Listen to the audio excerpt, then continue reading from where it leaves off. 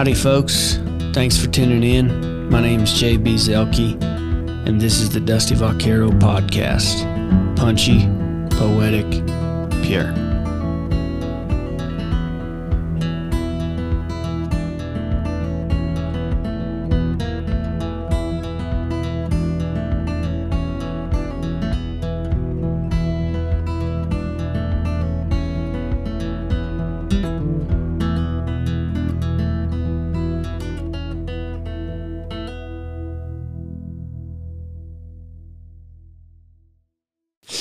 Okay, well, we're in the bunkhouse.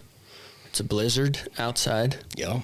We went and shot a video right as the blizzard started rolling in and froze our asses. Yeah, we had pretty good timing. Yeah, so here we are in the bunkhouse podcast, number one. First ever. Yeah, who would have thought it would have turned winter the one day we want to film? Exactly. It is January in Wyoming. That's right. Yes. Yeah. So we've got Sam Munsick. We're hanging out at his place. Sam's a Wyoming local.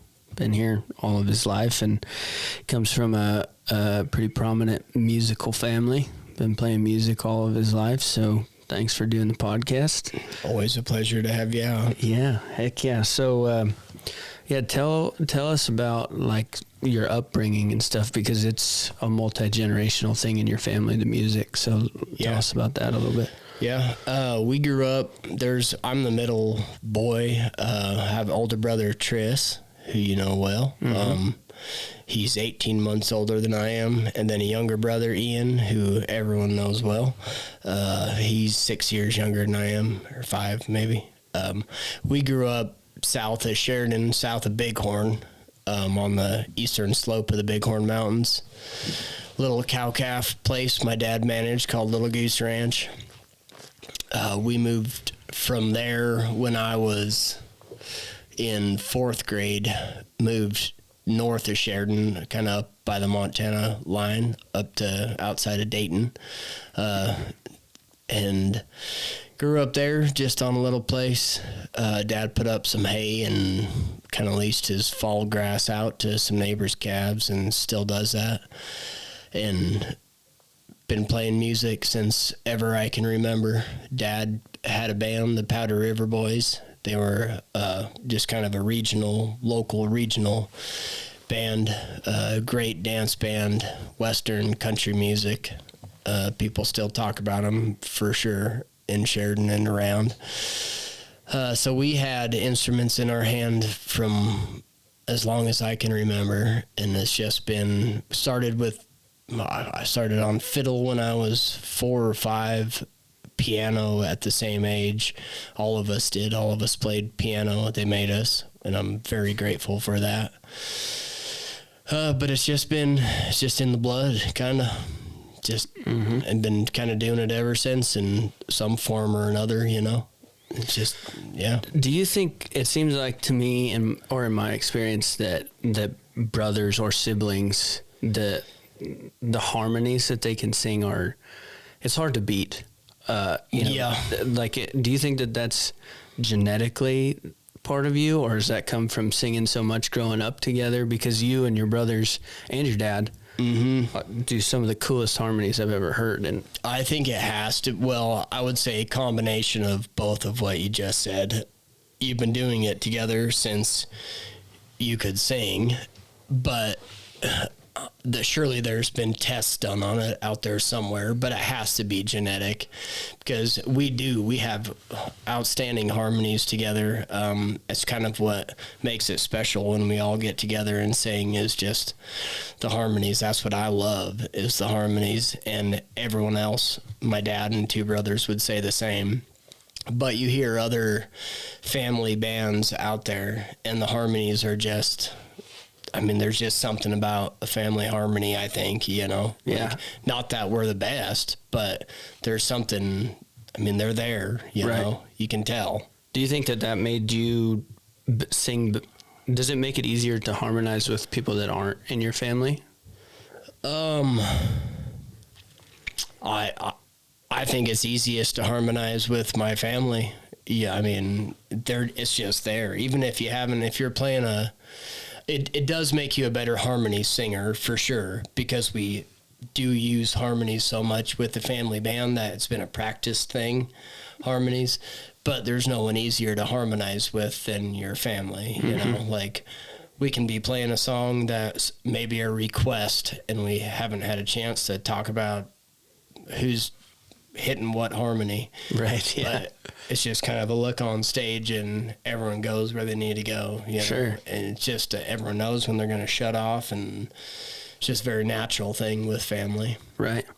So did you, when your dad was playing in a band when you were growing up, did you get to travel a lot with him when he was going out playing shows? No, we did. I mean, just locally, just around Sheridan when he would play. And they didn't go too far. Like they didn't travel near as much as Triss's band does now and stuff. You know, They were fairly local. Music obviously led Dad in those. They went and played stuff elsewhere, but not like a full-time traveling band, you know. So we would go to all the local shows, right? Of course, you know, and they were one of the best dance bands around for sure. I mean, people still talk about the Powder River Boys, you know, the old timers in Sheridan, which is cool, right? Which is what we try to, when we all get together and play, we want to make it a dance, you know. It's just hard to find those old Cajun fiddle songs and just the good stuff, you know. Right. And so what is the Munsick Boys? Like a lot of people probably that's how a lot of people found Ian, was from Horses Are Faster, that's on the Munsick Boys. But what is that band to you guys? I mean, that's just us growing up is all it is, you know. I can't remember which year our first Munsick Boys album was. Long time ago. I mean, we were young. But we sat together and played all the time around the house when we were all home together.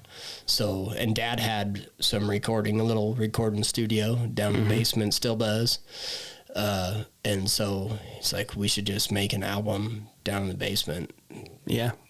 And then that kind of became the Munsick Boys. You know, we'd been performing, playing just around Sheridan and Tongue River and Bighorn and stuff years before that, but just self-titled the album and away it goes. Yeah. And then when did you go out and make your first solo album yourself?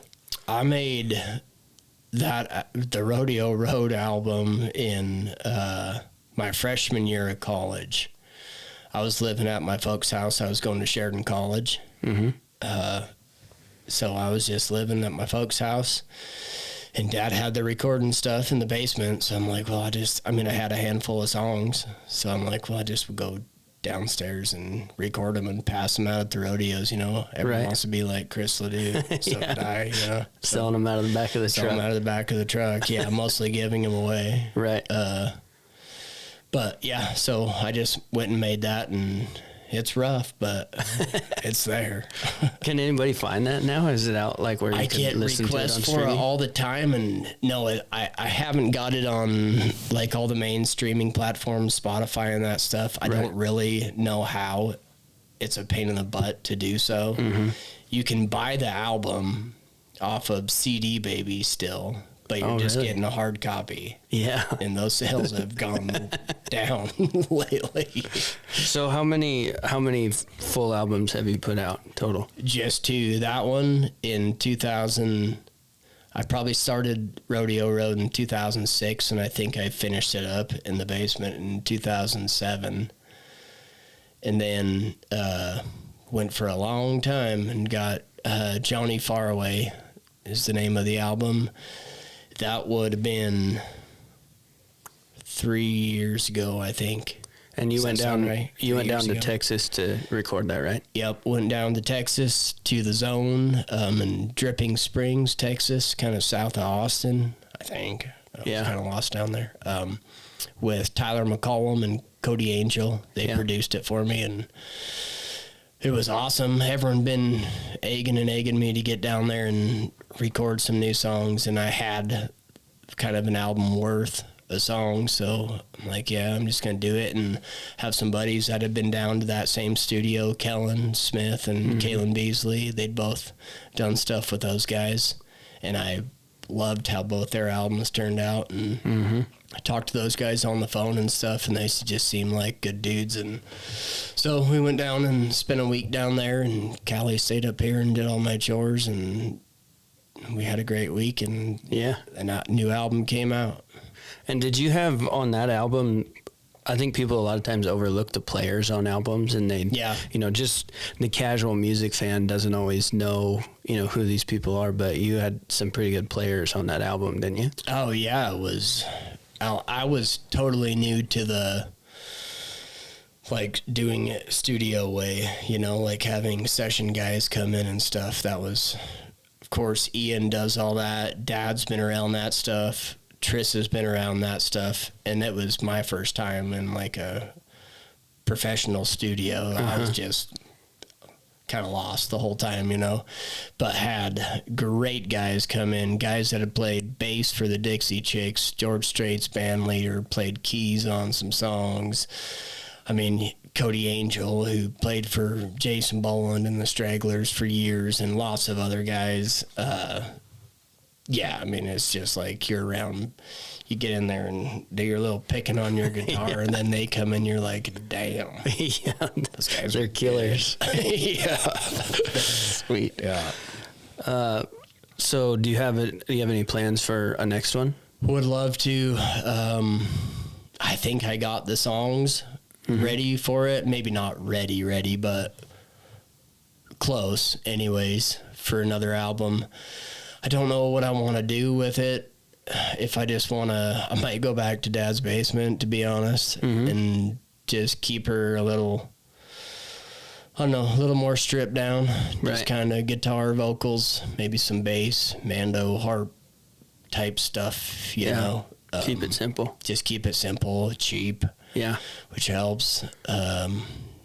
I know we make millions off those streams, but I might just do Dad's basement. Well, there's something to be said, and I think especially recently, the people appreciate songwriters and songwriting a lot more than I think they did 10 years ago, even in country music. Yeah. And so that kind of stripped back stuff seems, big production. I don't know that always equals a better record. I mean, I'm totally with you. I love how my Johnny Faraway album turned out. But for me, like, just personally, I do most of my playing solo by myself. Dad and Triss and I get together and play a few times a year. Every once in a while, we'll get a little 3-piece from Buffalo, a little steel guitar and bass. But the most of my gigs are just me. So it's kind of nice to make an album that sounds similar to when you're playing out, know? I mean, if you have a full band on your album and people know this song from your album, and it's starting off with drums coming in and then it's just me up there singing it solo. True. You know, I just like that kind of music. I like stripped down, and I love Johnny Faraway, that whole album. And there's stripped down songs on that. For sure, right. And some are big and rocking, which I love. But I think this next one and I think the way you produce your album has to go along with what you have for your songs. I mean, you can't just have crashing drums on sad old cowboy song, So, and this set of songs that I have, I think for a new album complements that pretty good, just to strip down, and a guy can put whatever. I can borrow Triss's band members and come in and put their touches on, and, and send the tracks off to my family, and they'll put some harmonies on it, and we'll just go that route, I think. Sure. Yeah. And so you have a day job. It's not, music isn't full time for you now. What does your day job look like? Yeah, so we're out here about 45 miles north and east of Buffalo, and 45 miles north and west of Gillette, right out on the Powder River. Work for a ranch out here. They own a few different places, and we're on this camp, and it's just kind of the whole deal.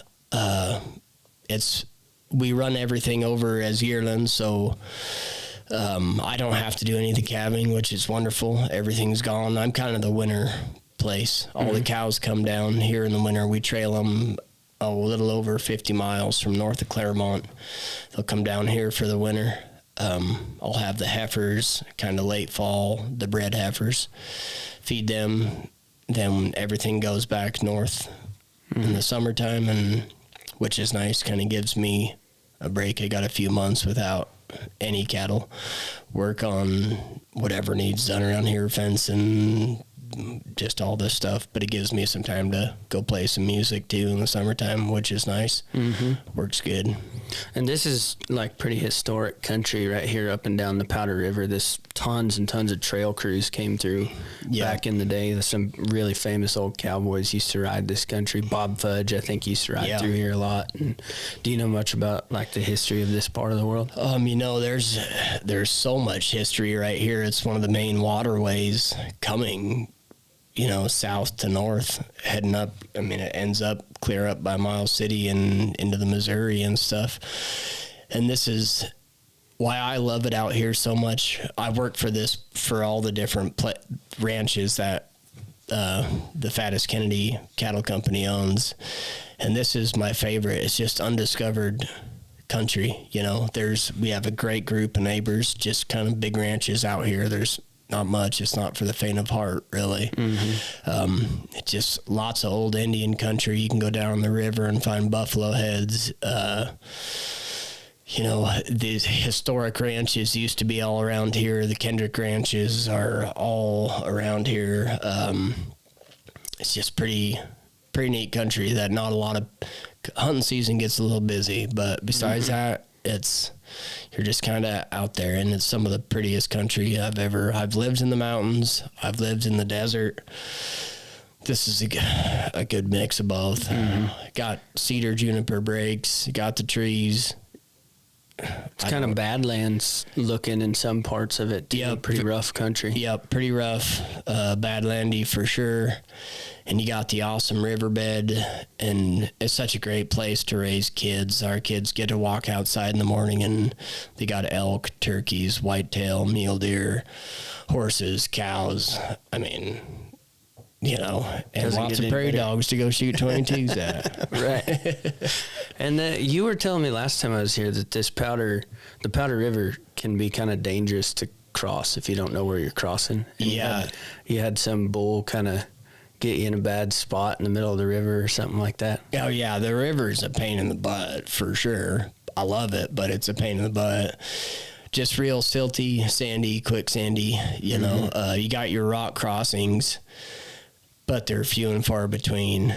Kind of, you know, like if there's ripples, it's probably all right to cross, but you can hit pockets and nasty stuff and just there's been, I don't know how many hundreds of cattle and horses just get bogged down and stuck and killed here. You know, I mean, there's some sticky mud, but you just cross where the cows cross. Don't follow the elk. Sometimes that'll get you in a bind.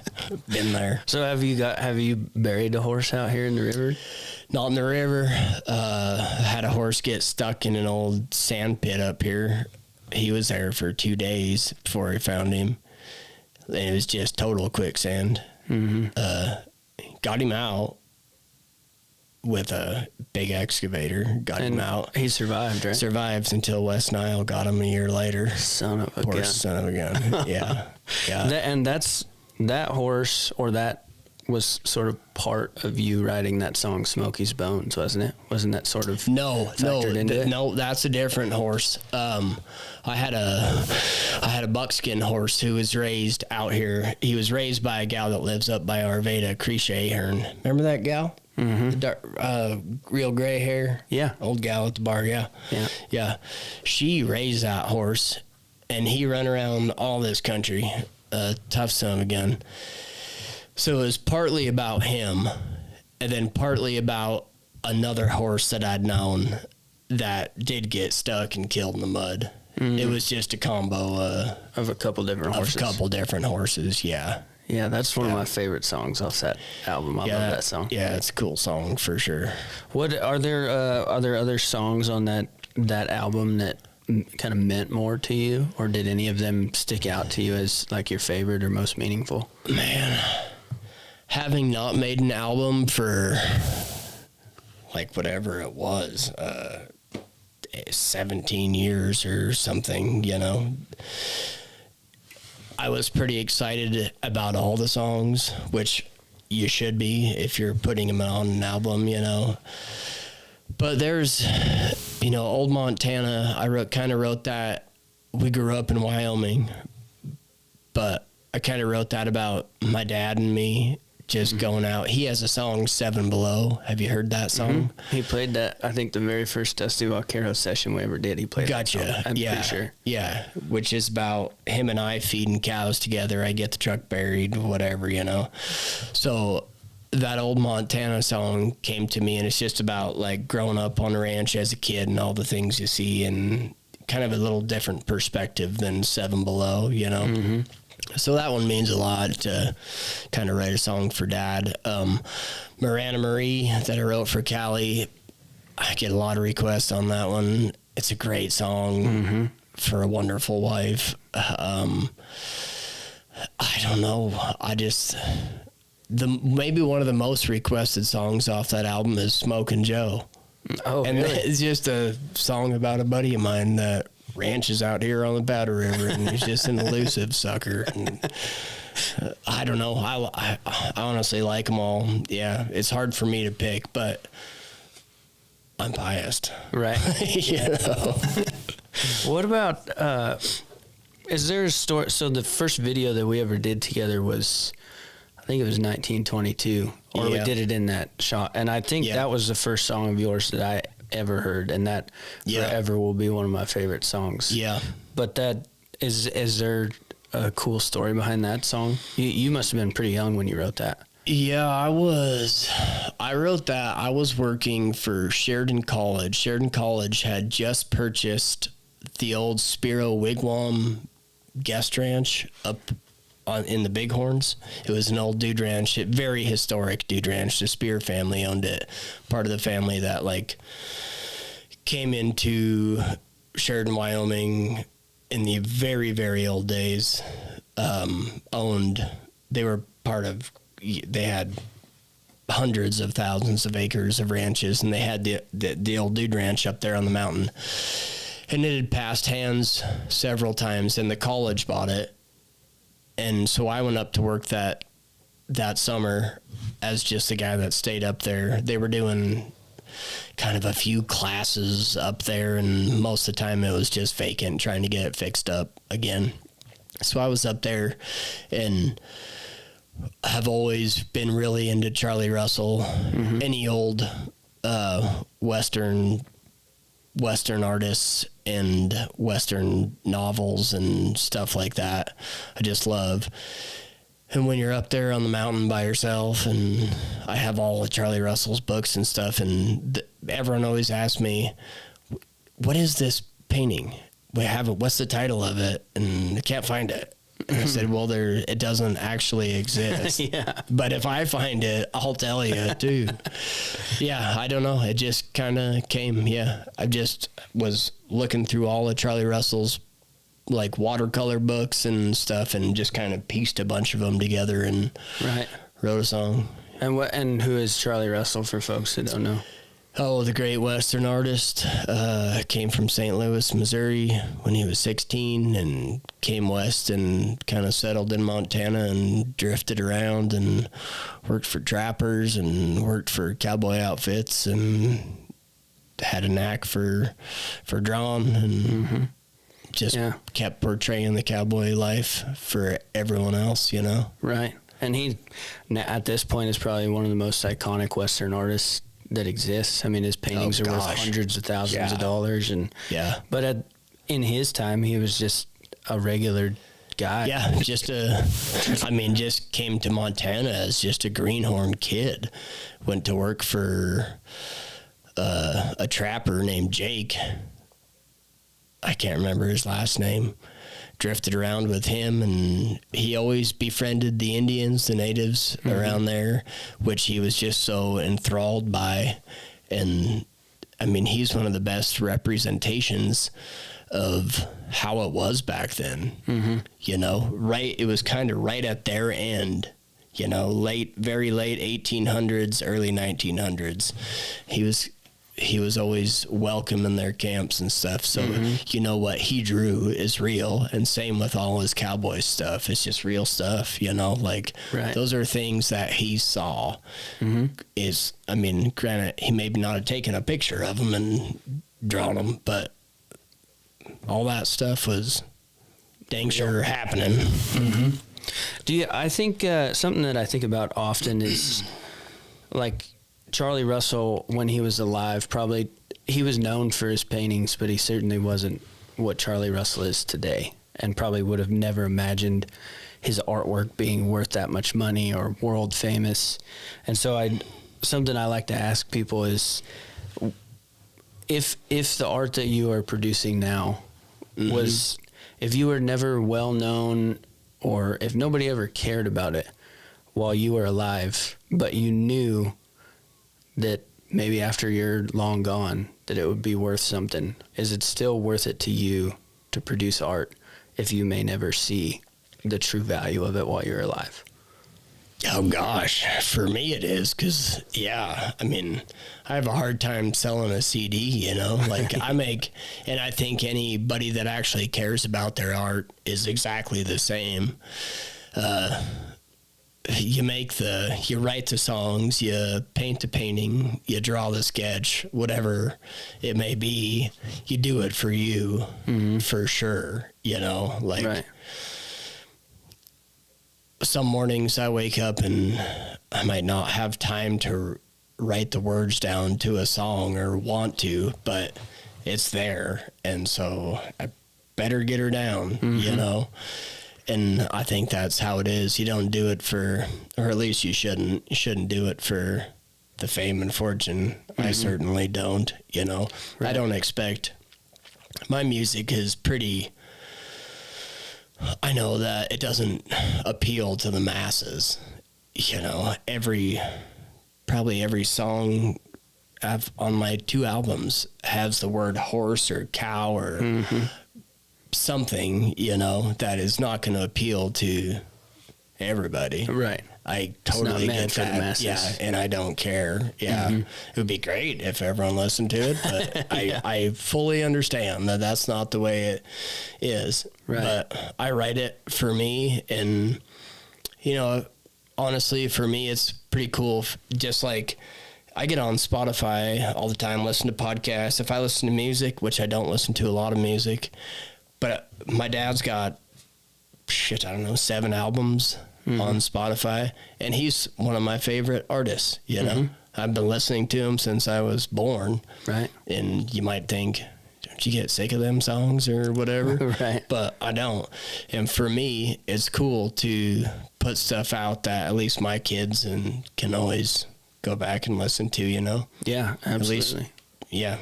And your dad's he's got one book, or does he have multiple books that he's published? Oh, you're putting me on the spot. I think he's got 2 now, doesn't he? Maybe he has 2. I know for sure. He gave me one, and his writing, short stories. Oh, it's so great. Is amazing. He's a great writer and great songwriter as well. Yeah, I mean, it's all the same. Yeah, yeah, absolutely.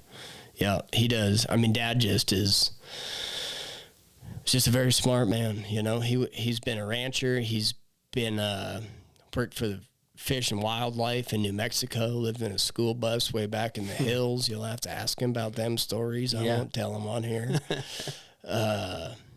Been a high school biology teacher and a outstanding musician. And I mean, he's pretty talented man. Right. And humble as can be. And kind of through your dad, I think you've got to work with some pretty cool people over the years too. Like Tris was telling me that you guys used to go out and ride some colts for Lyle Lovett. Is that right? Tris did. Tris worked for Lyle. He met Lyle through Bill Smith. from Thermopolis, Bill and Carol Smith put on the wild quarter horse sale every year. Bill passed away last year. But we used to go down to Chugwater for the Bartlett Ranch, which Bill was partners in their horse deal, and start colts with them and stuff. And Bill used to go start colts for Lyle. And Triss and Bill were real good buddies. Triss worked for Bill for a while. And Bill hooked him up. Triss was down in Texas playing music, trying to do music stuff. And when Bill would go down there to Lyle's to get some colts started or help him, Bill would call Triss and say, come down here. So then Triss ended up working for Lyle. Lyle took a liking to Triss, and Triss rode colts for Lyle for quite a while. I don't remember how long. Maybe a year or something, and I could be wrong on that too. But Lyle used to take him on the road with him, and he'd just travel with Lyle, and they got to be good buddies, and then we've opened up for Lyle. That kind of opened doors for us, and just all sorts of cool stuff like that. Dad has lots of connections through the music industry, but it's crazy the way you're just a rancher in Wyoming, and then all of a sudden you're in Florida playing music with like a bunch of people, and you're like, why am I here singing cowboy songs? I'm very thankful that I am, but right. And he kind of got to be buddies with Buck Brannaman as well, right? Didn't you guys grow up around the Brannamans? Yep, we've grown up around those guys. Buck used to come up to Little Goose Ranch and put on clinics, and we've known those guys forever. They're just Sheridan locals to us, just good people. And did you pick up any kind of tricks of the trade from them over the years, working with horses? Oh yeah, from everyone. Obviously, Buck is outstanding at what he does. Bill Smith, outstanding at what he does. Everyone has little different styles, I went to work after college. I moved out to Southern Oregon, to Adel, Oregon, and worked for a guy, Frank Dominguez is his name, and he's one of the handiest. I think he's the cow boss at I'm going to tell you wrong right now, TS maybe, out in Nevada. But he's been everywhere out there. And learned as much from him as anybody, and I've worked for Dave Bliss, who's a local kind of Montana, Wyoming guy, and you just pick stuff up from everybody. It all helps, you can learn something from someone that doesn't know anything just as good as you can from someone that really knows something. Not that I know much. Well, so out of all these people, if you had to pick one, who do you think has been the most impactful person in your life? As far as what goes? Like learning about horsemanship. Horsemanship stuff? Boy. That's a tough question. I've done a lot of hopping around in my life. I've worked for a lot of ranches, and I have learned stuff from lots of people at all of them. But if I was going to say, I would say, and I was just there for 3-4 months, I think, out there in Southern Oregon. But Frank Dominguez, he's as cowboy as it gets, He's worked for the YP, worked for the TS, Maggie. He's like, you go out to the Great Basin, everyone knows Frank Dominguez, He's a cowboy. He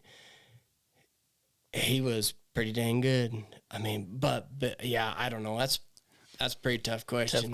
Tough question. Yeah. What about musically? Is there one person that has had the most impact on you? Probably your dad. That's easy. Yeah, Dad for sure. I forget who. I don't know if it was Triss or you. Somebody sent me a video or showed me a video of your dad. He was asleep in his lazy boy in the living room, and he was playing fiddle in his sleep. You could see his hands moving. I forget who showed me that. That must have been Triss. Yeah, that guy. Yeah, absolutely the biggest influence on music. That would be, I don't really have many other musical influences. Obviously, the people we grew up listening to, Ian Tyson, I won't get repetitive with all that stuff, all the good old country music. But for us, it's always been Dad. And Tris or Ian would say the same thing, without a doubt. Right. Dad can play piano, fiddle. He can play, obviously a great guitar player, whatever you want to put in front of him. And it was in our blood, but he also made us practice, made us go to piano lessons that we hated, do all the stuff, Right. And it's got us through also other avenues being Ian, but shoot, we've played Red Rocks, we've been on the Ryman stage, Cheyenne Frontier Days. It's crazy. Yeah. Played the biggest of the big places, really. Just around here baiting a guitar around for my family, and then you go to Red Rocks, and you're like, shit. Which one of those was your favorite of the big shows? Oh, I think Red Rocks. Red Rocks is pretty cool. Pretty cool. The Ryman was awesome for the historic value, it's hard to... But the energy at Red Rocks is you get out there and it's just like a wall of people. And that's the first time I'd ever been, to Red Rocks, and damn, this is cool. I don't even remember it, but the very first concert I ever went to in my life, my dad took me because he couldn't, I don't think he could find a babysitter, so he took me to Red Rocks to see the Allman Brothers when I was 3 or 4 years old. Yeah, good on him. I wish I could remember. He probably doesn't either.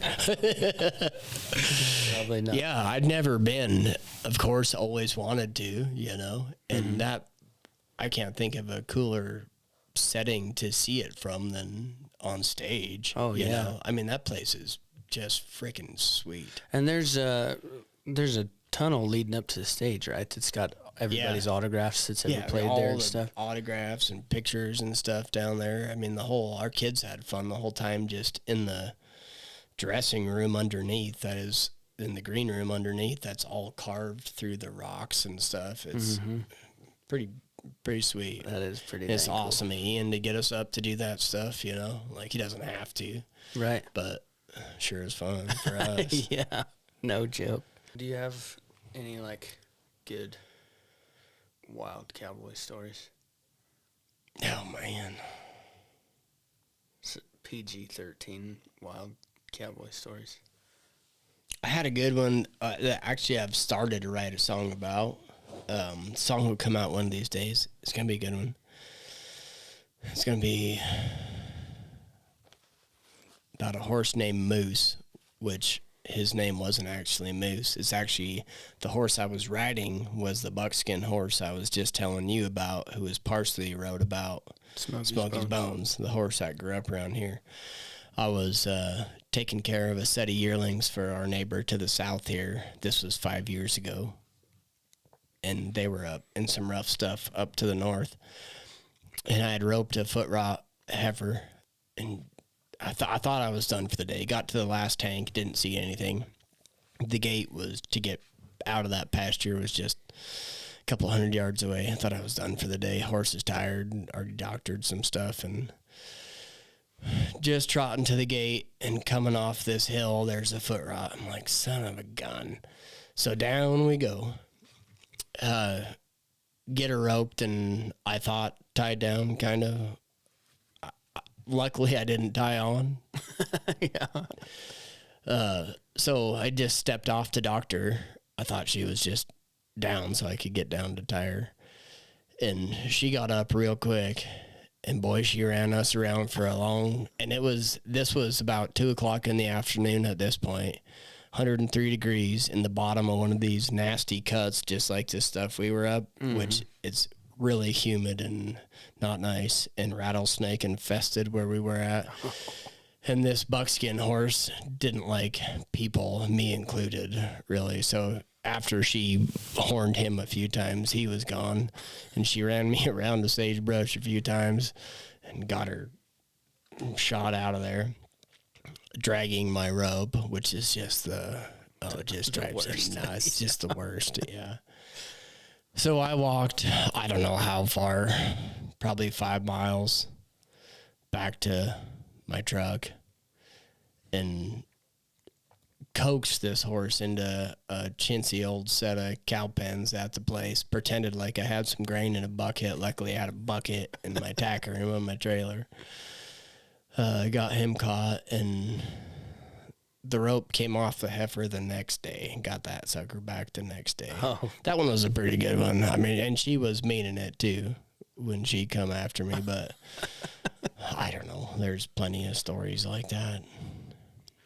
When I was in college down in Laramie, there was a kid on our rodeo team named Hunter, and he was a great bull rider. I learned a lot from him about riding bulls, but he kind of thought that he was going to get into the stock contracting business. Yeah. So I don't know how he ended up with them, but he ended up with a couple bucking cows, and apparently they were bred to Dillinger or Mossy Oak Mudslinger. They had some real expensive calves in them. But these things were just treacherous. Wild. Yeah. I mean, and he was a college kid. He didn't have the setup to keep those animals in. And so they got out. They jumped some 6-foot panels at one point. And he went out, I think, by himself on his good head horse that he was college rodeoing on. And tried to catch these cows out there in the hills above Laramie. Yeah. And I think he got one roped, and it came right back up the rope stuck his horse, his good. So that horse was, it lived, but it was messed up after that. Yeah. And so he decided he needed help. And so he recruited a bunch of other dumb college kids on the rodeo team to go help him. And I got stuck as the ground guy. Oh, yeah. And so we were just going to try and drag one of them into a trailer.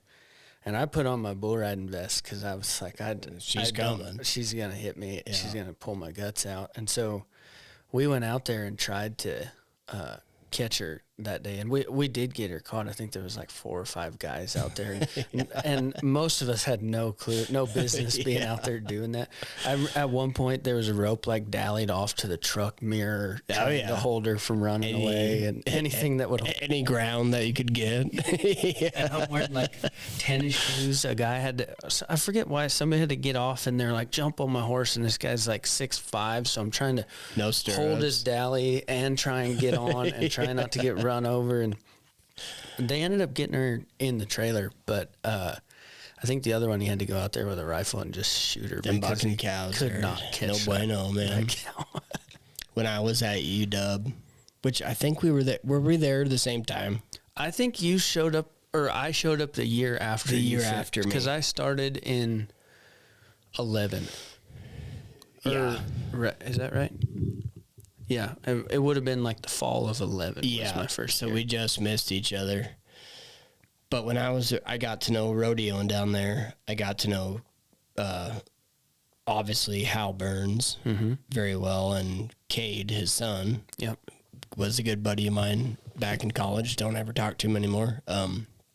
Would like to, just never see him. But he used to come out. I used to go help Cade do some chores out there at Hal's place and feed bulls.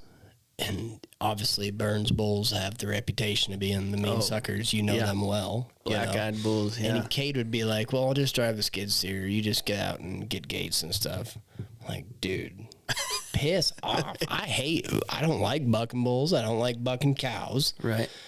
And like, he's like, oh, they'll be fine. If you're just feeding them, they know. I'm like, I know how to just feed pasture bulls, and I can tell they're not going to take me, but these sure look like they're coming. So we switched roles. Like, I'll drive the skid steer. Yeah, you get out and do your stuff. You fight. You can get out there and do it. Right. No, thank you. I think Cade, because he fought bulls at all of our practices for us, and it was usually just him. He's like, I don't know what's happened in Cade's career because I haven't stayed in touch with him. Just don't talk to him.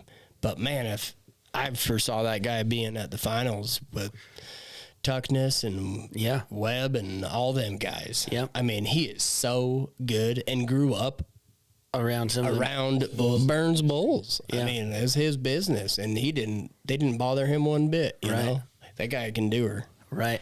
Cade actually. Saved the worst rodeo wreck I ever had Yeah. Cade was there, and Mark. I'm trying to think. Gill. Mark Gill. Yeah. Those two were fighting, and it was in Casper. Yeah. My freshman year, and I came off it was a D&H bucket. I don't know how that happened that D&H had a bunch of bulls up in this country at one point. They partner with Franzen's. They bring bulls for that's Powder right. River. That's right. So, Yep. so Hank and them had the horses. Yep. They were D&H bulls. I got on this little kind of fuzzy yellow muley, and shouldn't have been any different. Yeah. Yeah.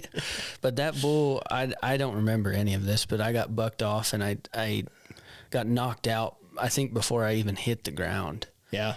And luckily that wasn't a mean bull.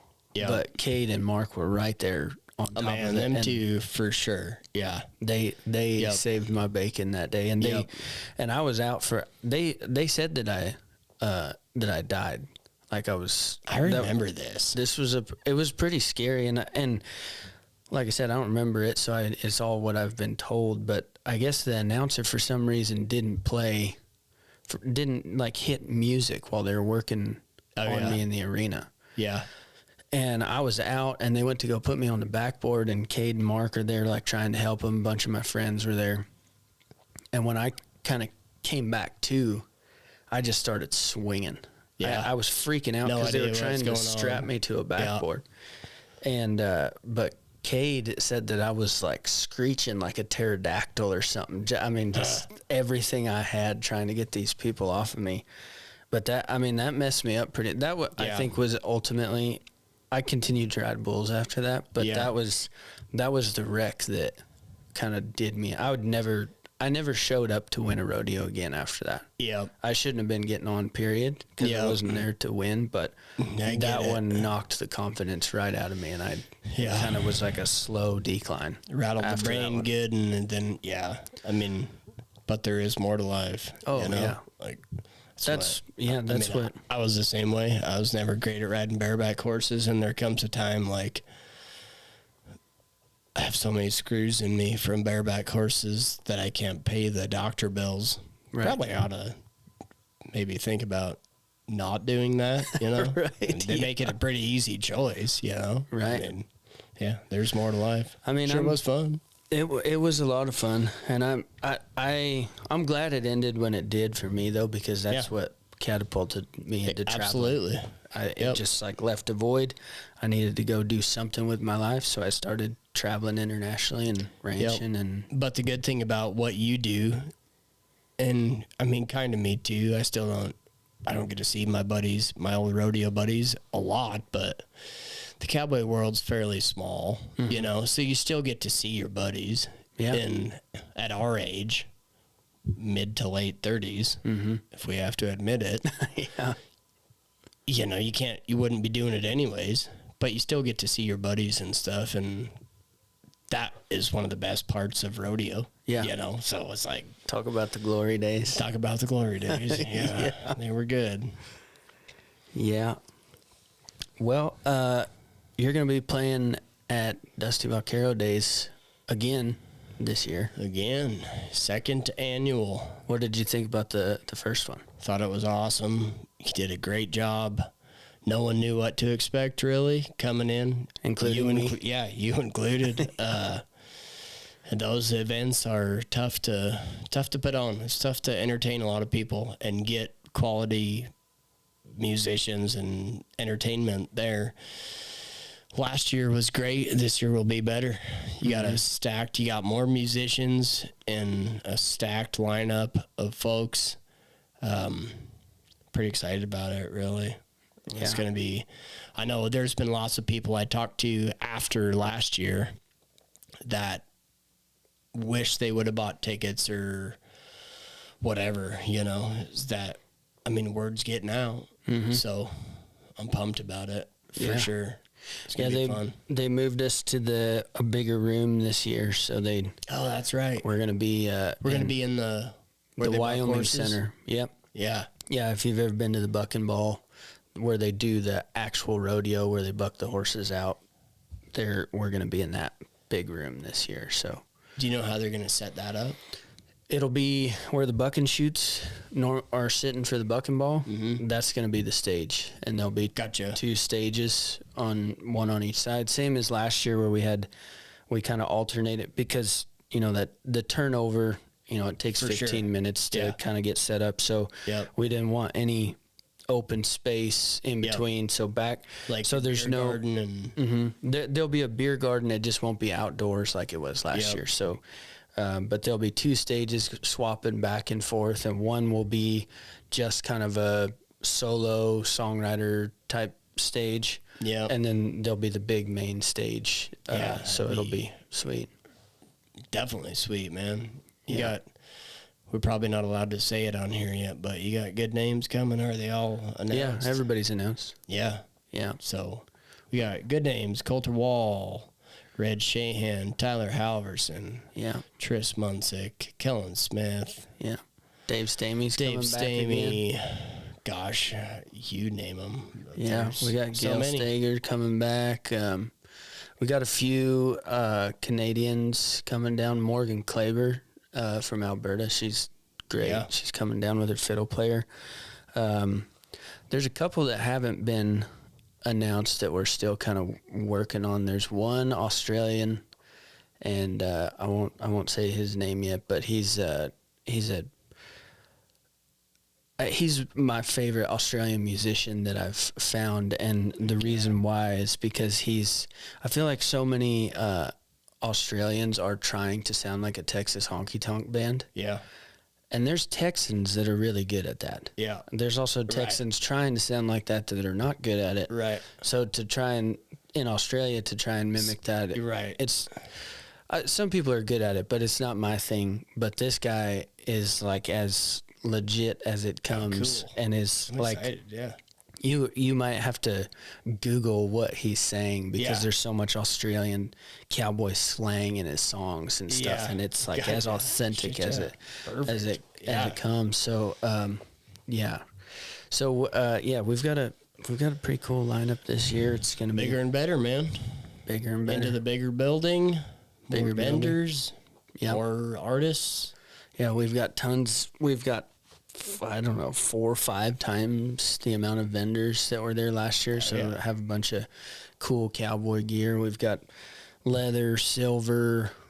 We got artists that are, paint and draw, selling their prints there and stuff. There was all sorts of good stuff there last year. I bought a Smashburger press from Independent Ironware last year. There. Old Paul, yeah. Yep, there's all sorts of good stuff. He'll be back again. So I'm as obviously it kind of centers around cowboy music, but with the vendor area, I would like it to kind of expand out into other types of Western art, cowboy art, and that's the best way I've figured so far to include all of those people, let them show off their skills and stuff. So that draws people too. Yeah, I mean, absolutely. People come for a good trade show. Yeah. Do your Christmas shopping early. Christmas shopping, yeah. What are the dates on that again? May 28th through 30th. 28th through 30th. So Thursday is going to be kind of there was a bunch of people that showed up early last year on Thursday, even though nothing was happening. So we thought we would add just a little something on Thursday. So it's not all day Thursday. It's just Thursday evening. We've got, that's when you and Tris are playing together. Yep. Tyler Halverson's also playing. I'm trying to think there's one other, maybe we haven't decided who's the third person playing on Thursday, but that'll just be like if you're rolling into town early, come by and hang out, and then it'll be all day Friday and Saturday. Yeah, so that'll be pretty sweet. Yeah. But let's see,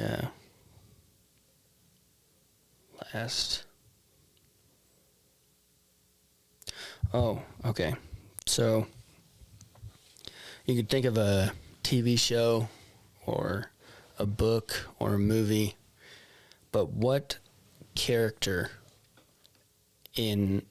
main character in your favorite book, movie, TV show do you think resonates with you the most, or you're the most closely related to? If you ask my family, they'd probably say Doc Holliday off of Tombstone, though. That's so. I remember the first time I watched that movie, I locked myself in my room crying when Doc died. I was probably second grade, early 90s when that came out. Cried. Though I don't resemble him really in any way. Gosh, I don't know. You know, honestly, I don't really know all about Charlie Russell, but he wrote in he has it printed out that he's worked for lots of outfits, was never the best hand, was never fired, and get along with all the cowboys, you know. Mm-hmm. And honestly, I find myself the same. He kind of he took it over to him to just portray the cowboy through his art. Mm-hmm. And I sure try. I know I'm not the best cowboy around or whatever. I sure like to do it. But I like to be someone that can represent them, you know, with my music. I try to write my music very, with some authenticity, you know. Mm-hmm. I don't want it to be fake, and I sure hope none of my music is that way. Most of it comes from, whether it happened to me or a buddy, comes from me, mm-hmm. you know, or things I've seen, wrecks I've seen, or horses I've seen, or whatever, all the landscape we grow up in. And I think that's what Charlie did with his artwork. Mm-hmm. So, I don't know, I would say if there's someone I would like to be similar to him, you know, mm-hmm. never the best guy, but I can bring the West to the rest, as Ian would say. There you go. Yeah, that's great. All right, well, I got one last question that before we wrap it up, but so picture yourself, you're sitting in a cold cell, you're on death row, mm-hmm. it's your last day. You get to pick one meal that they're going to bring you before you go to hang, and they're going to bring you a guitar, and you get to play one song. What meal are you ordering, and what song are you playing? I usually don't like to eat before I play, but I suppose if I was on death row, it might be a different story.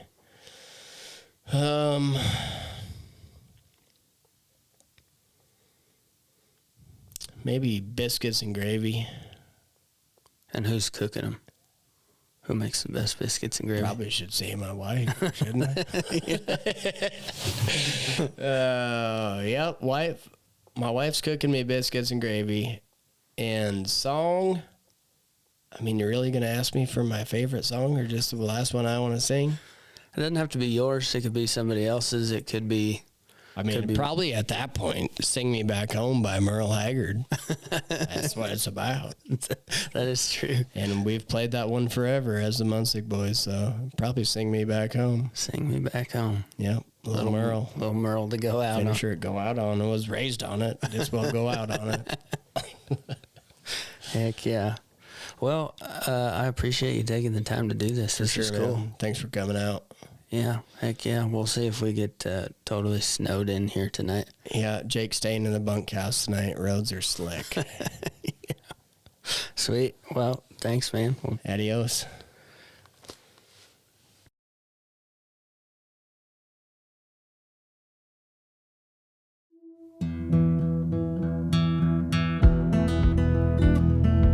Thanks for listening in. Don't forget to head over to dustyvaquerodays.com. You can find festival tickets there. In our store, we have all kinds of different merch. Big thank you to Brendan Scott Green for making the original music for this podcast. Please give us a review. We'd love to hear your feedback, and tell your friends. We'll see you next week.